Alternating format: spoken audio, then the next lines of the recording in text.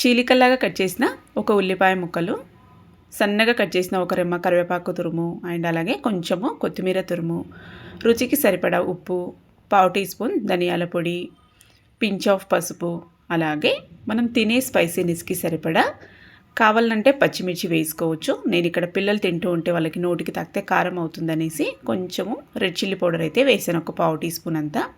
And అలాగే ఒక pinch of మిరియాల పొడి కూడా వేసుకున్నా. ఇప్పుడు చేత్తో ఇలా బాగా ఉల్లిపాయ చిలుకలన్నీ విడిపోయేలాగా బాగా ఇలా మిక్స్ చేసుకుంటూ బాగా చేత్తో నలుపుకుంటూ ఇలా మిక్స్ చేసుకోవాలి. చూడండి, ఇలా మిక్స్ చేసుకొని దీన్ని పక్కన పెట్టేద్దాం. ఇక్కడ నేను పక్కన చపాతీని అయితే చేసేసుకున్నాను. ఇలా మందంగా చపాతీ చేసేసుకొని పైన మనము ఇందాక మిక్స్ చేసుకున్న ఈ స్టఫ్ని ఇలాగైతే సెట్ చేసుకొని దీని ఇప్పుడు రోల్ చేసుకుందాం. బాగా ఎక్కువ పెట్టుకుంటే బాగుంటుంది, బట్ పిల్లలకి నచ్చుతుందో లేదో అనేసి నేనైతే లైట్గా ఇలా అయితే పెట్టేశాను.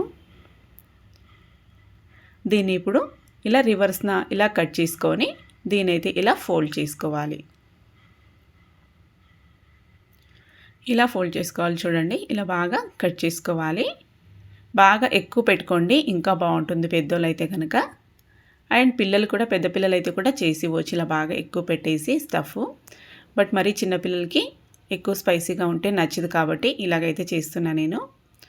ఇలా మందంగా ఒత్తేసుకొని ఇప్పుడు దీన్ని పెనం మీద వేసుకొని రెండు వైపులా నార్మల్గా ఉత్తిగా కాల్చేసుకొని తర్వాత నచ్చితే నెయ్యి లేదంటే నూనె వేసేసుకొని బాగా ఎర్రగా కాల్చుకోవాలి.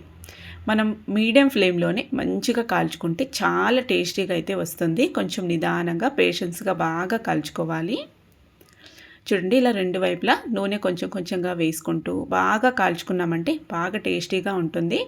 కర్రీ కానీ చట్నీ కానీ ఏం అవసరం లేదు. పిల్లలకి స్కూల్కి స్నాక్స్ బాక్స్కి పంపించవచ్చు, లేదా స్కూల్ నుంచి రాగానే స్నాక్స్ కింద ఇలా చేసి పెట్టవచ్చు.